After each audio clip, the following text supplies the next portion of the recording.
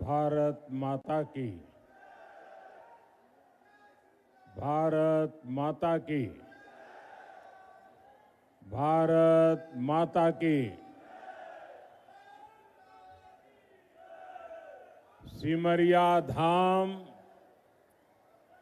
और माता मंगला देवी की इस पावन धरती पर मैं बिहार के इस विशाल जनमानस को प्रणाम करता हूं।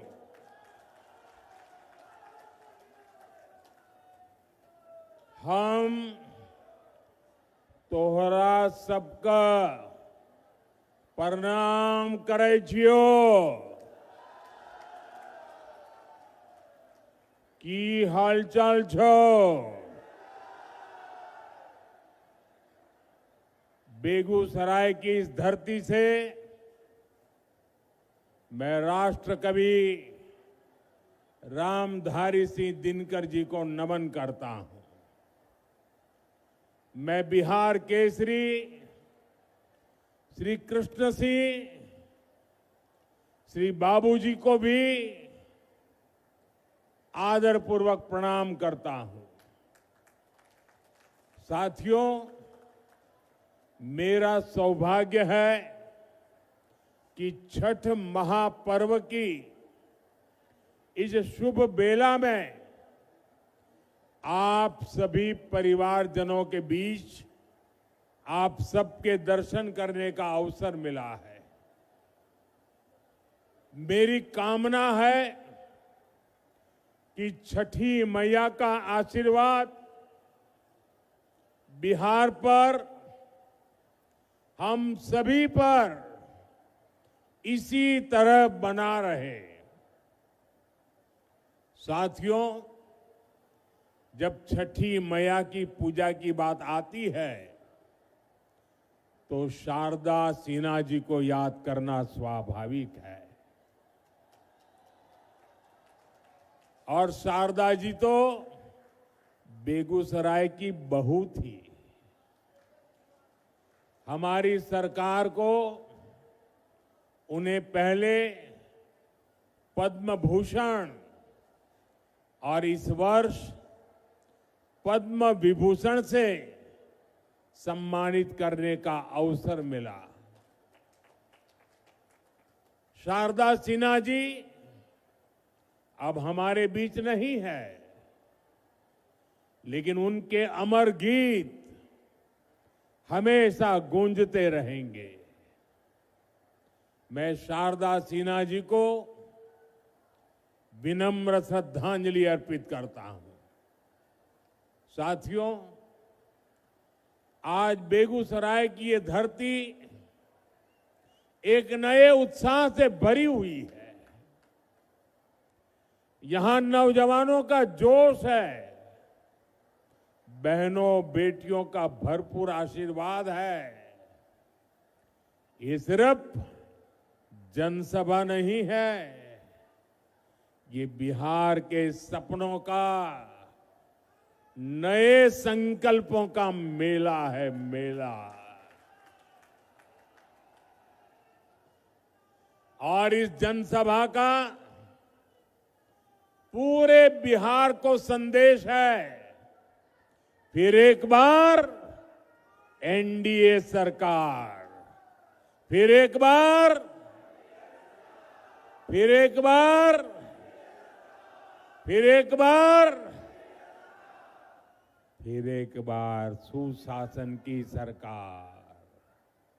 साथियों, आपने हमेशा मोदी पर भरोसा किया है, नीतीश जी पर आशीर्वाद बरसाया है।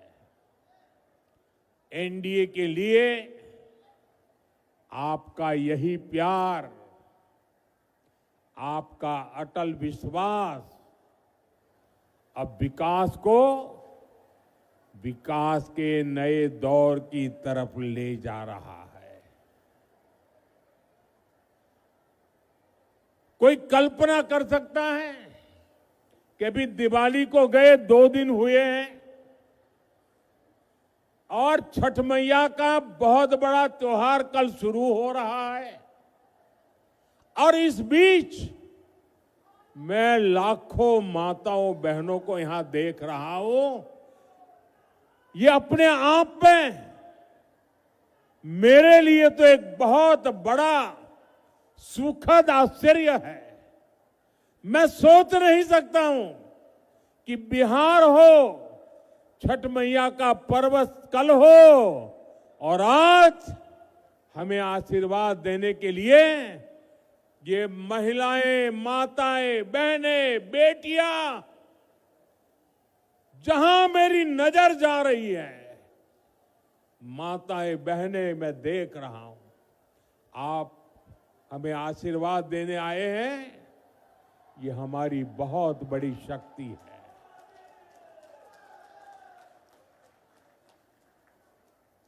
बिहार के मेरे भाइयों बहनों, हमने जंगल राज को सुशासन में बदला। अब सुशासन को समृद्धि में बदलने का समय है। मैं बिहार की समृद्धि के लिए आप सभी का आशीर्वाद लेने आया हूं। मैं बिहार के नौजवानों से विशेष आग्रह करने आया हूं। वो 2005 का अक्टूबर महीना ही था जब आपके माता पिता ने बिहार को जंगल राज से मुक्त किया था, सुशासन को चुना था। अब 2025 का ये अक्टूबर और नवंबर आपके लिए नए अवसर भी और एक बड़ी जिम्मेवारी लेकर आया है।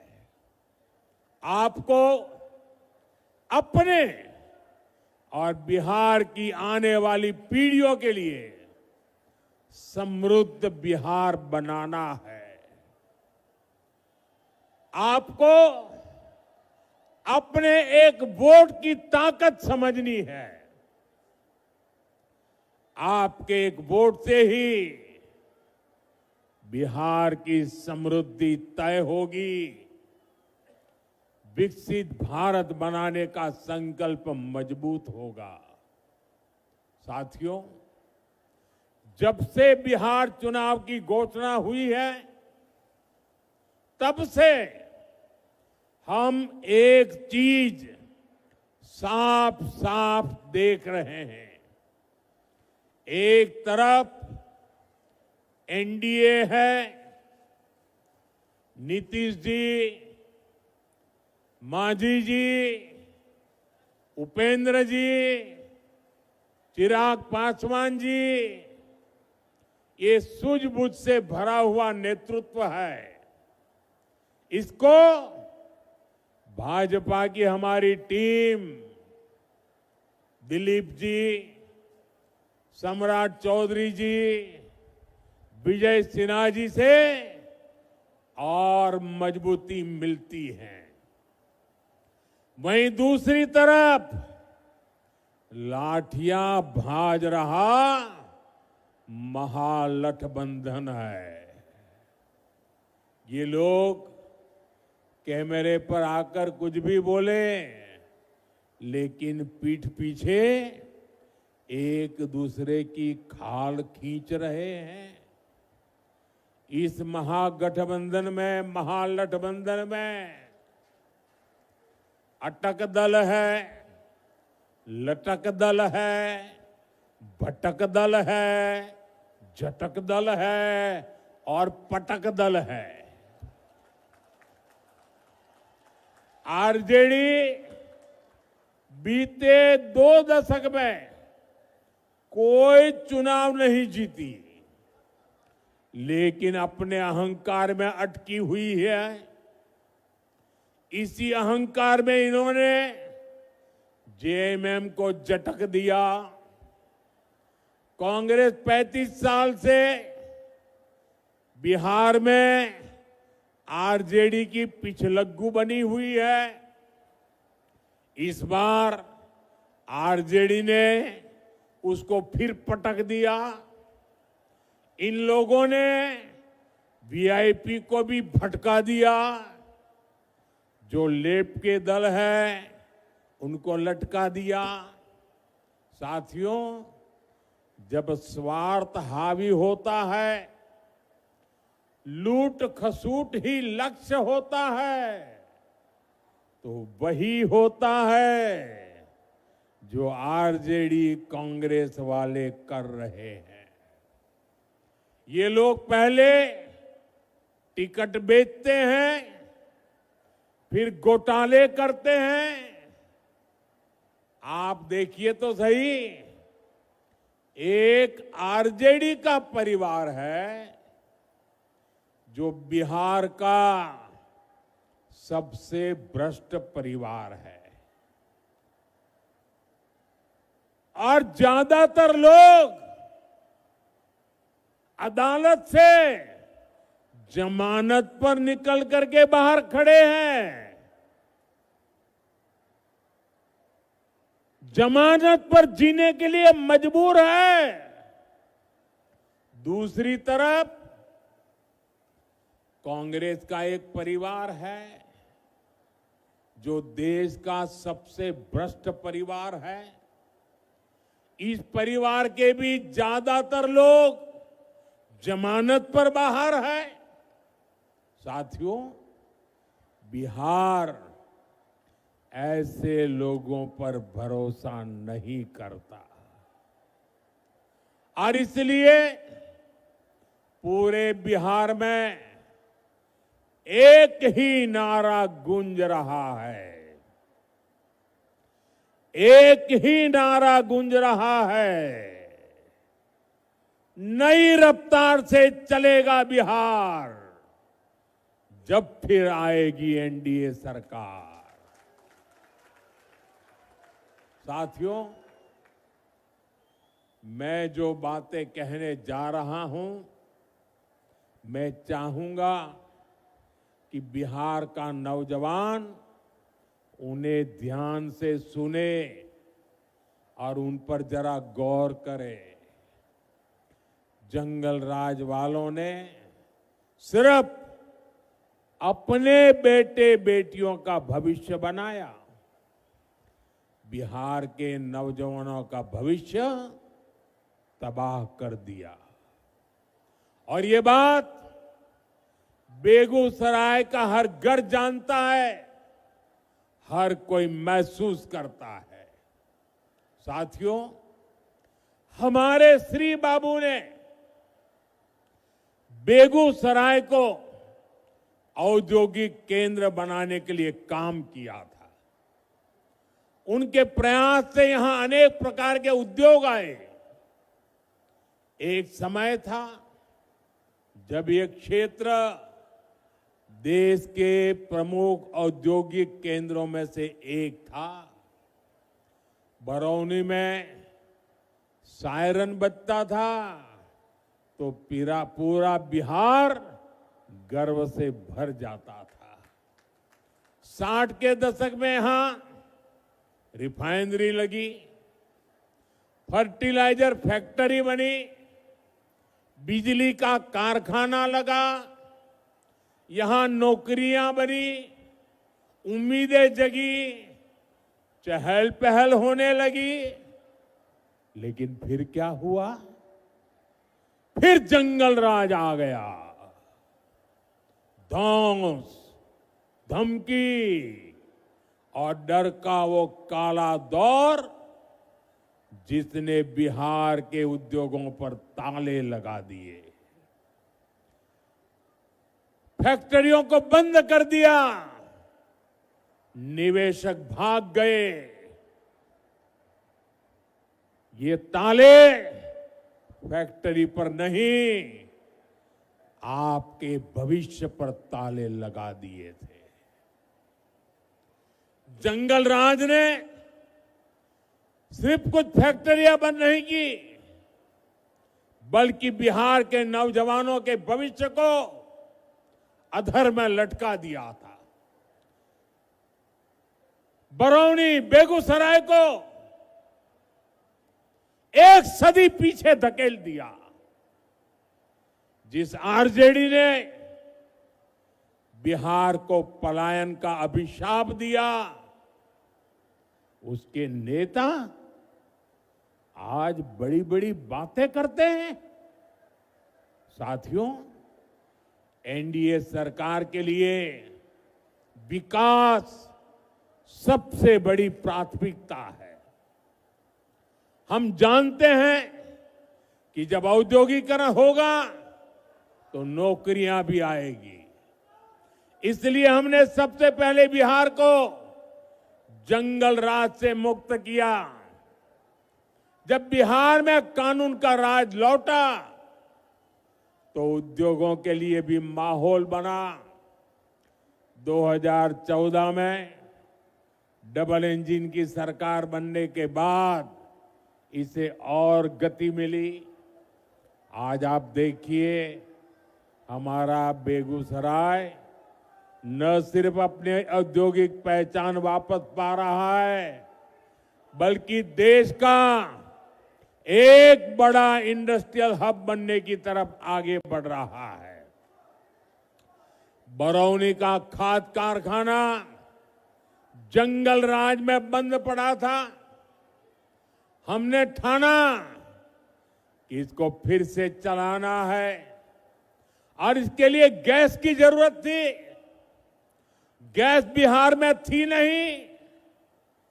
गैस पहुंचाने के लिए हमने पीएम ऊर्जा गंगा योजना बनाई।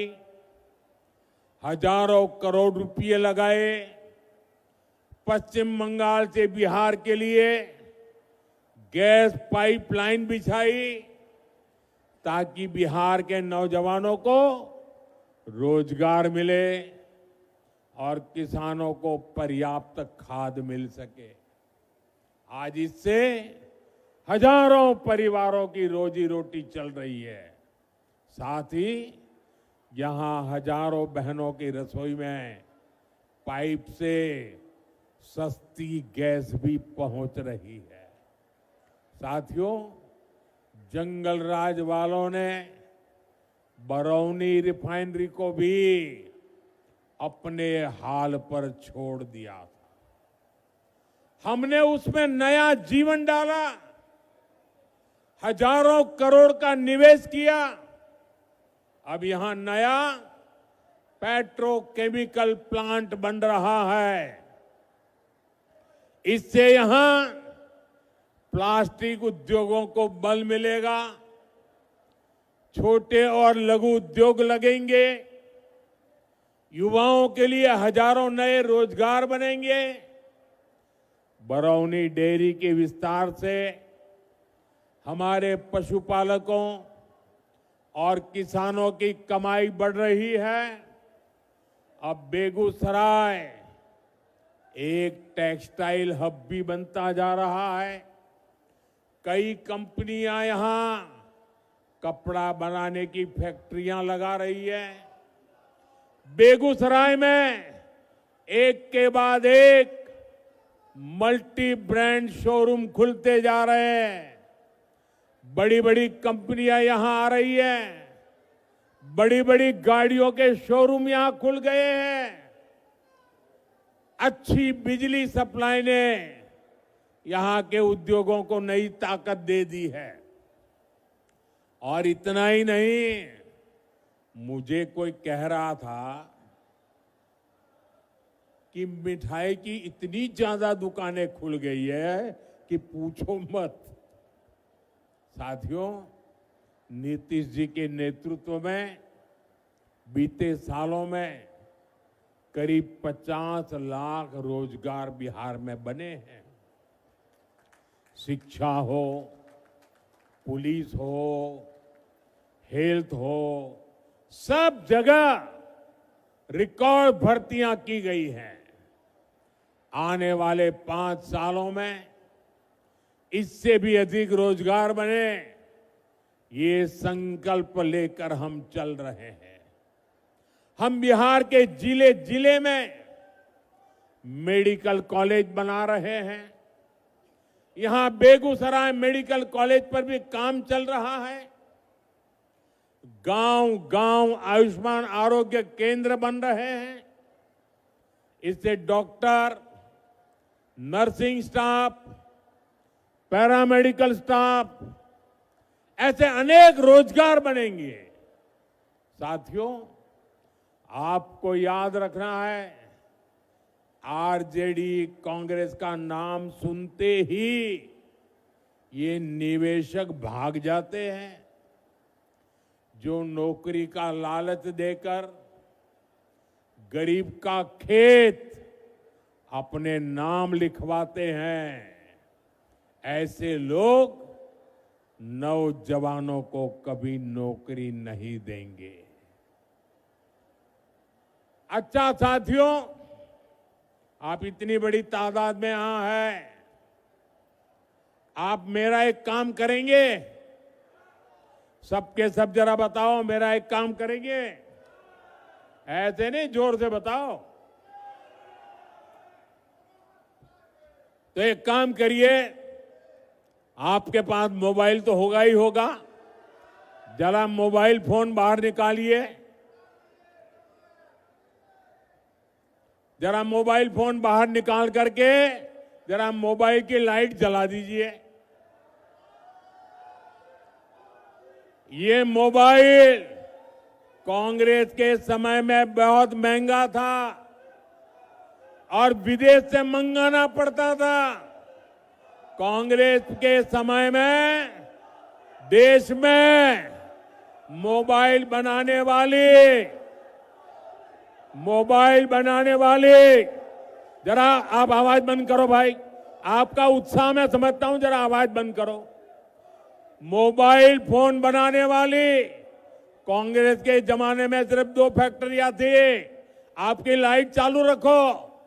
अब देश में मोबाइल फोन बनाने वाली 200 से ज्यादा फैक्ट्रियां हैं। भाजपा एनडीए सरकार की वजह से आज डेटा भी बहुत सस्ता हो गया है। इस वजह से बिहार में युवाओं को कंटेंट क्रिएशन का नया मार्केट मिला है। आज बिहार में मोबाइल, ये प्रकाश हर कोई देख रहा है। अब मैं आपसे पूछना चाहता हूं, आप मुझे बताइए साथियों, बिहार के लोगों के हाथ में जब इतनी रोशनी चमक रही है तो बिहार के लोगों को लालटेन की जरूरत है क्या?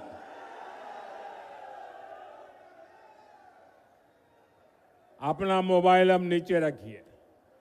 साथियों, किसी भी क्षेत्र का, किसी भी राज्य का विकास तभी हो सकता है जब सोच दूरगामी हो, इरादा पक्का हो और नीयत साफ हो। आरजेडी कांग्रेस तो खुद ही अपने आप में एक समस्या है। इनके पास बिहार की समस्याओं का न कभी समाधान था और न कभी होगा। ये संवेदनहीन लोग हैं। ये वो लोग हैं जो बाढ़ आने पर भी गरीबों का मजाक उड़ाते हैं। साथियों, इनकी ऐसी ही सोच ने दशकों तक बिहार को उत्तर और दक्षिण बिहार में बांटे रखा। गरीब, दलित, पिछड़े, अति पिछड़े को जान पर खेलकर गंगा जी को पार करना पड़ता था या फिर कई 100 किलोमीटर लंबा रास्ता तय करना पड़ता था। लेकिन इन्होंने गंगा जी पर नए पुल बनाने के लिए काम नहीं किया। साथियों, नरेंद्र और नीतीश के लिए तो आपकी सुविधा, आपका जीवन ही हमारे लिए सबसे ऊपर है। एनडीए सरकार ने बिहार की कनेक्टिविटी पर बल दिया। कहीं हाईवे बन रहा है, कहीं एक्सप्रेस वे बन रहा है। आप देखिए, बीते 10-11 वर्षों में गंगा जी पर कितने सारे पुल बने हैं। मुंगेर को खगड़िया और बेगूसराय से जोड़ने वाले श्री कृष्ण सेतु से इस पूरे क्षेत्र के लोगों को फायदा हुआ है। साथियों, 7 दशक तक ये क्षेत्र राजेंद्र सेतु पर निर्भर रहा। हमारी सरकार ने इसके बगल में ही 6 लेन का एक आधुनिक ब्रिज बनाया। इसके लोकार्पण का सौभाग्य मुझे ही मिला। उस समय जनता के चेहरे पर जो खुशी थी वो मैं कभी भूल नहीं सकता। उनका बरसों पुराना सपना साकार हुआ था। साथियों, इस नए पुल ने उत्तर और दक्षिण बिहार के बीच की दूरी को करीब 100 किलोमीटर कम कर दिया है।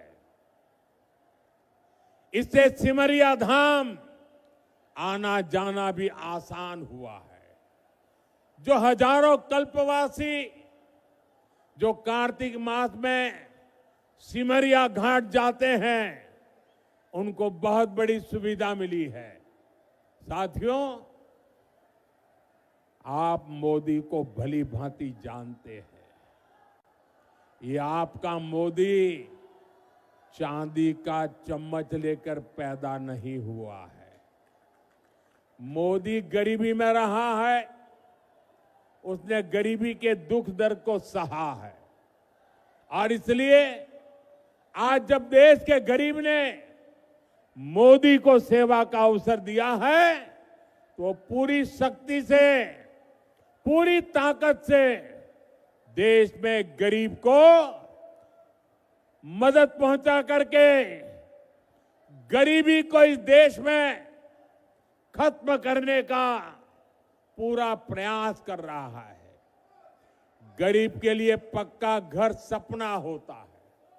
हमारी सरकार ने 11 साल में 4 करोड़ से ज्यादा पक्के घर बनाकर मेरे गरीब परिवारों को दिए और इसमें से 60 लाख पक्के घर यहां बिहार के मेरे गरीब परिवारों को मिले हैं।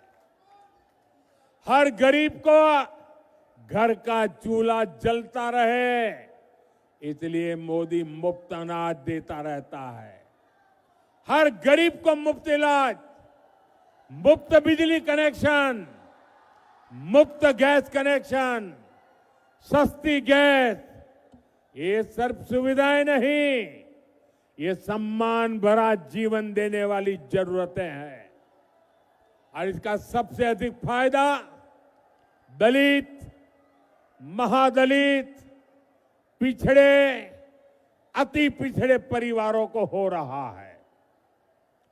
दशकों तक बिहार के लोगों को आरजेडी कांग्रेस ने सामाजिक न्याय के नाम पर सिर्फ धोखा दिया। ये एनडीए सरकार है जो सामाजिक न्याय को सही मायने में सच करके दिखा रही है। साथियों, आज कांग्रेस के पूर्व अध्यक्ष सीताराम केसरी जी की पुण्यतिथि है। देश कभी नहीं भूल सकता कि किस तरह कांग्रेस के इस परिवार ने सीताराम केसरी जी का अपमान किया था।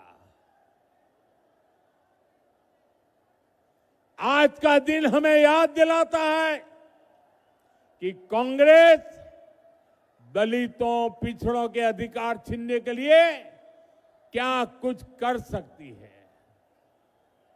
इन लोगों के लिए सिर्फ अपना परिवार ही सबसे बड़ा है। और आपने टीवी पर भी देखा होगा, कांग्रेस पार्टी के अध्यक्ष थे सीताराम केसरी, हमारे बिहार का गर्व थे सीताराम केसरी। इस परिवार ने सीताराम केसरी जी को उनके घर में बाथरूम में बंद कर दिया। इतना ही नहीं, उनको उठा करके फुटपाथ पर फेंक दिया। और सीताराम केसरी के पास जो कांग्रेस का अध्यक्ष पद था, इस परिवार ने उस अध्यक्ष पद की चोरी कर ली। साथियों, ये ऐसे लोग हैं जिनको आपके परिवार की कोई चिंता नहीं है। साथियों, बिहार की नारी शक्ति जंगल राज की सबसे बड़ी पीड़ित रही है। आज वे एनडीए के सुशासन में बड़ा काम और बड़ा नाम करने के लिए आगे आ रही है। बीते वर्षों में बिहार की बहनें आत्मनिर्भर हुई है। जीविका दीदी के रूप में गांवों में बहनें अपने पैरों पर खड़ी हुई है। मेरा लक्ष्य देश के गांवों में 3 करोड़ लखपति दीदी बनाने का है। इसमें बिहार की बहनें काफी शानदार काम कर रही है।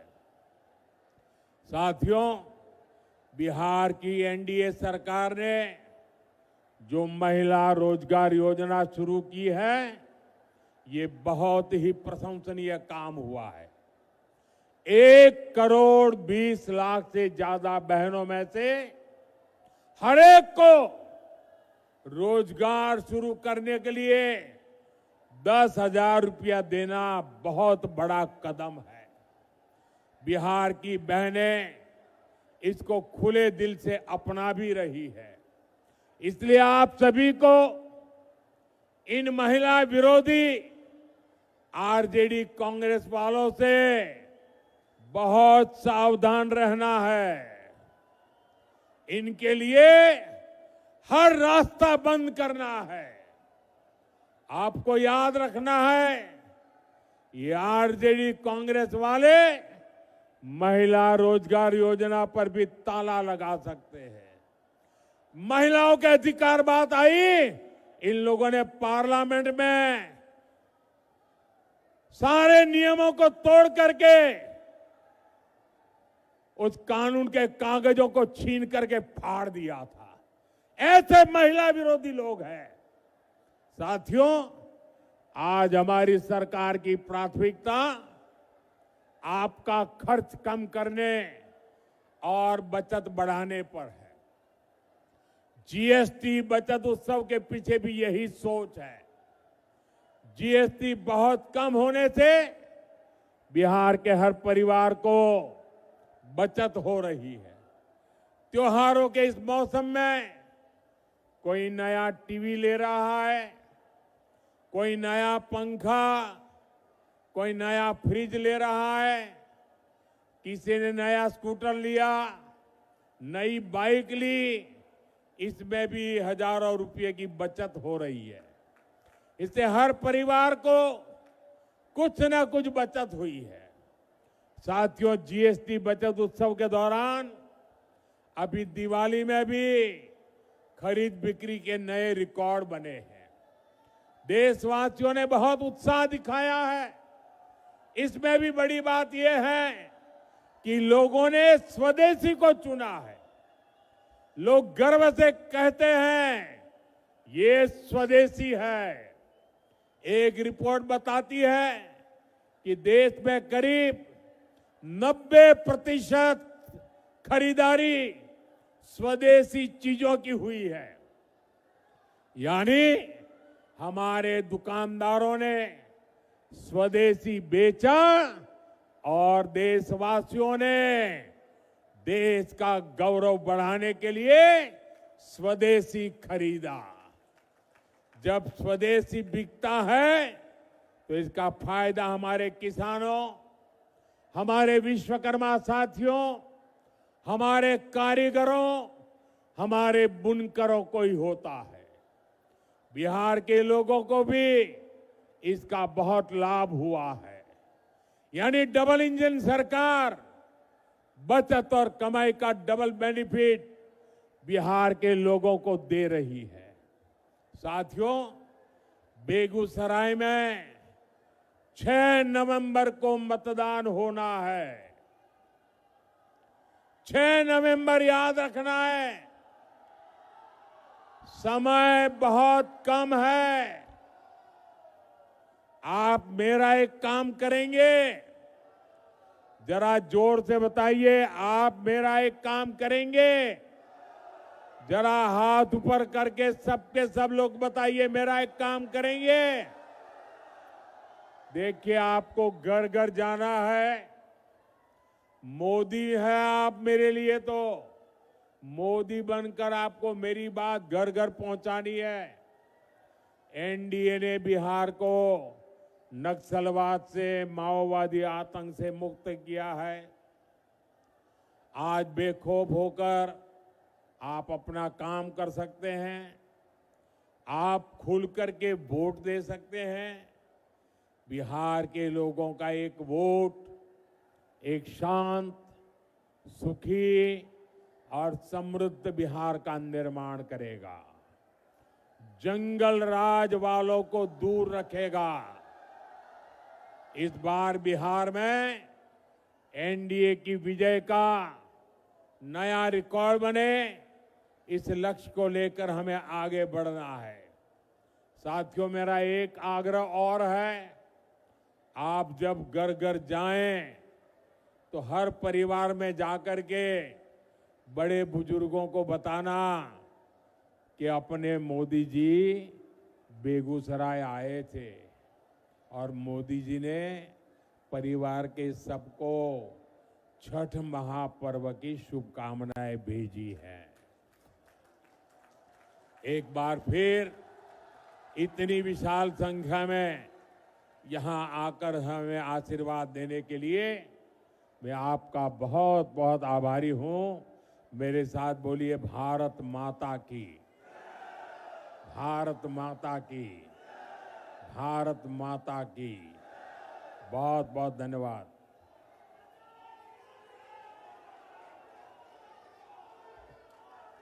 जो चुनाव लड़ रहे हैं वो उम्मीदवारों से मेरा आग्रह है, जरा आगे आ जाइए। जो चुनाव लड़ रहे हैं वो आगे आ जाएं। सब एक कतार में खड़े हो जाइए। जरा जगह कीजिए, मैं बीच में आने वाला हूं आपके। थोड़ा लाइन में खड़े हो जाइए, मैं बीच में आऊंगा आपके बीच में। हाँ, जगह कर दीजिए जरा। शाबाश।